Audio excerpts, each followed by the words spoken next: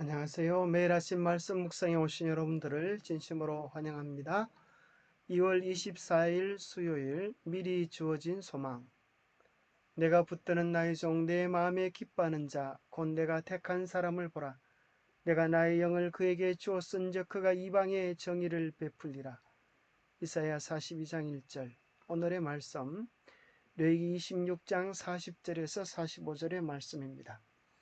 그들이 나를 그스른 잘못으로 자기의 죄악과 그들의 조상의 죄악을 자복하고 또 그들이 내게 대항함으로 나도 그들에게 대항하여 내가 그들을 그들의 원수들의 땅으로 끌어갔음을 깨닫고 그 할례 받지 아니한 그들의 마음이 낮아져서 그들의 죄악의 형벌을 기쁘게 받으면 내가 야곱과 맺은 내 언약과 이삭과 맺은 내 언약을 기억하며 아브라함과 맺은 내 언약을 기억하고 그 땅을 기억하리라.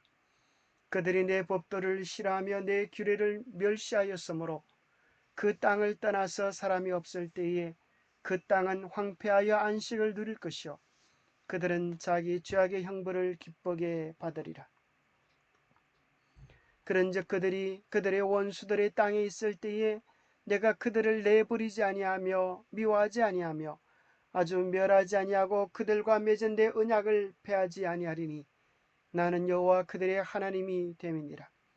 내가 그들의 하나님이 되기 위하여 민족들이 보는 앞에서 애굽 땅으로부터 그들을 인도하여 낸 그들의 조상과의 언약을 그들을 위하여 기억하리라. 나는 여호와이니라. 인간의 이성을 성경을 판단하는 척도로 삼을 수 있을까요? 레위기의 약속에서 어떤 소망을 발견할 수 있습니까?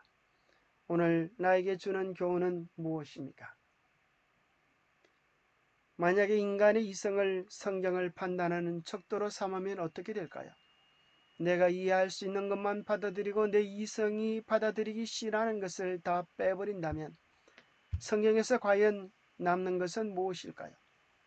만약 그렇게 한다면 누가 주인입니까? 누가 하나님입니까? 만약 마음에 드는 것은 받아들이고 그렇지 않은 것을 다 거부한다면 궁극적으로 내가 하나님의 위치에 서는 것은 아닐까요? 계시록 22장 18절에서 19절에 보면 내가 이 두루마리의 예언의 말씀을 듣는 모든 사람에게 정하노니 만일 누구든지 이것들 외에 더하면 하나님이 이 두루마리에 기록된 재앙들을 그에게 더하실 터요 만일 누구든지 이 두루마리의 예언의 말씀에 제하여 버리면 하나님이 이 두루마리에 기록된 생명나무와 및 거룩한 성의 참여함을 제하여 버리시리라. 얼마나 무서운 성경의 마지막 결론인지 모르겠습니다. 이 예언의 말씀 외에 다른 것을 더하면 하나님이 이 책에 기록된 재앙들을 더하실 것이고 만약 빼면 하늘 생명책에서 그 이름을 제하리라고 말씀하십니다. 오늘날 자유주의 학자들이 이사야서에 기록된 예언을 믿지 못하는 것입니다. 어떻게 150년 전에 정확히 고레스의 이름을 이야기할 수 있는가? 그것은 그 전에 기록된 것이 아니라 그 사건이 일어난 후에 기록되어진 것이다. 그렇게 주장하는 것입니다. 믿음이 없음에 소치지요. 이사야가 고레스의 이름까지 정확하게 예언한 사실 때문에 선지자들의 예언이 하나님께로부터 왔다는 것을 믿지 않는 사람들의 심기가 불편해졌습니다. 그들은 이에 대처하기 위해서 고레스 시대에 살았던 제2 이사야가 이사야 40에서 66장을 기록했다는 이론을 만들어내었습니다. 그래서 이사야가 톱으로 켜진 것처럼 이사야서도 둘로 나누어지게 되었습니다. 그러나 제2 이사야가 존재했다는 역사적인 증거는 없습니다. 만일 존재했다면 그의 기별은 심오하고 의미심장하며 그의 문학적 예술성은 탁월하기 때문에 성경이 그에 관하여 언급하지 않을 리 만무합니다. 가장 오래된 성경 사본인 쿰남의 이사야서 두루마리에도 39장과 40장 사이에 새로운 저작을 암시하는 어떤 구분도 없습니다. 다른 세력을 의지하기보다는 하나님을 신뢰하라는 이사야서의 기본적인 기별이 그 책 전반에 걸쳐 일관성 있게 나타나고 있습니다. 학자들은 이사야 1장에서 39장에서의 아수르 시대에 맞추어져 있던 초점이 40장 이하는 바벨론 시대로 전환되었다는 사실을 제대로 짚어냅니다. 그러나 이사야 13장에서 14장과 39장에서도 유다 백성이 바벨론의 포로가 되리라고 예언하고 있습니다. 이사야서 1장에서 39장에서도 심판이, 40장에서 66장에서도 6장에서는 위로가 강조된 것이 사실입니다. 그러나 전반부의 장들에서도 하나님의 위로와 보정이 풍부하게 나타나며 이사야 42장 18절에서 25절, 43장, 48장에서와 같이 이사야서의 후반부에서도 하나님을 버린 유다에 대한 그들의 심판을 언급합니다. 사실상 미래의 위로에 관한 이사야의 예언은 얼마간의 고난을 암시하고 있습니다. 여러분, 노예 성경이라고 들어보셨습니까? 이것은 정말 끔찍한 책입니다. 실제 워싱턴 DC의 성서 박물관에 전시된 희귀하고 극도로 논란이 많은 19세기 성경책 중의 하나입니다. 영국 선교사들이 노예를 기독교로 개종시키기 위해 사용했던 강력한 선전 도구이자 마인드 컨트롤 장치입니다. 이 책에는 노예들에게 필요하다고 생각되는 부분만 있는 것입니다.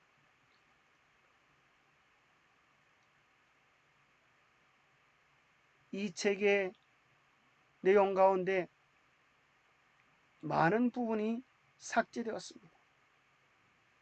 그리고 노예에게 필요한 정상적인 성경은 1189장인데 노예 성경은 232장에 불과합니다. 특별히 노예 해방을 보여주는 출애굽기의 중대한 장면은 없어지고 출애굽기 19장부터 이 책은 출애굽기가 시작되어집니다. 이것은 정말 인간을 짐승처럼 노예처럼 부려먹으려는 그들의 잔혹한 의도가, 심지어 하나님의 말씀인 성경마저도 그 노예의 지배를 위하여 악용했던 교묘한 사단적 책임을 발견하게 하는 것입니다. 오히려 성경 속에서 중요한 복음적 진리를 빼버린 책은 주인에게 복종하라고 하는 내용만 기록되어진 노예 성경은 정말 얼마나 잔혹하고 무서운 책인지 모릅니다. 그 당시 노예선의 모습을 한번 보십시오. 짐승처럼 사람을 취급하고 많은 사람들이 그 잔혹한 노예선 가운데서 목숨을 잃어버리기도 했습니다. 그들은 참으로 사람을 짐승 다루듯이 그렇게 취급했습니다. 오늘 우리도 하나님의 말씀 속에서 우리의 이성에 맞는 것만 받아들인다면 우리는 사단의 노예, 이성의 노예, 죄의 노예에서 벗어나지 못하게 될 것입니다. 하나님의 말씀을 하나님의 말씀으로 받아들일 때 그 말씀은 우리에게 참된 자유와 기쁨과 행복을, 복음을 안겨줄 수 있습니다. 내게 약속에서 그들은 어떤 소망을 발견할 수 있습니까? 그들이 하나님의 언약을 어기고 포로 잡혀갔을지라도 레위기 16장은 먼 미래를 바라보면서 하나님께서 아브라함과 맺은 언약, 야곱과 맺은 언약, 이삭과 맺은 언약을 기억하시고 그들을 회복해 주시겠다고 하는 약속입니다. 이것은 얼마나 더 오래된 예언입니까? 그러나 이 말씀, 이 율법의 원칙이 정확하게 이루어졌다고 해서 이건 역시 그 이후에 기록되었다고 말할 수 있겠습니까? 말도 안 되는 인간의 핑계에 지나지 않은 사실을 보게 될 뿐입니다. 영감의 교훈. 이사야가 준 위로의 기별들, 옛 선지자들이 교회에게 준 위안의 기별들이 많이 있었다.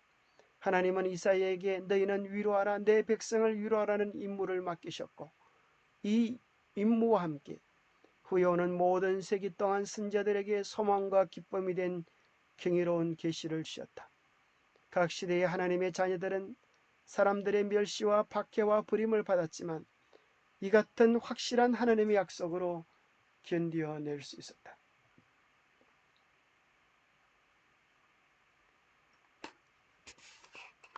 오늘 우리에게 주는 교훈은 무엇입니까?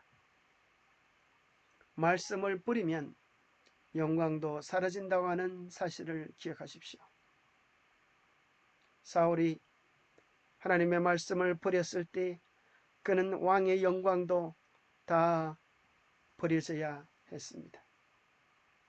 사무엘이 이르되 여호와께서 번제와 다른 제사를 그의 목소리를 청종하는 것을 좋아하심같이 좋아하시겠나이까. 순종이 제사보다 낫고 듣는 것이 수장의 기름보다 나으니 이는 거역하는 것은 점치는 죄와 같고 완고한 것은 사신 우상에게 절하는 죄와 같음이라. 왕이 여호와의 말씀을 버렸으므로 여호와께서도 왕을 버려 왕이 되지 못하게 하셨나이다.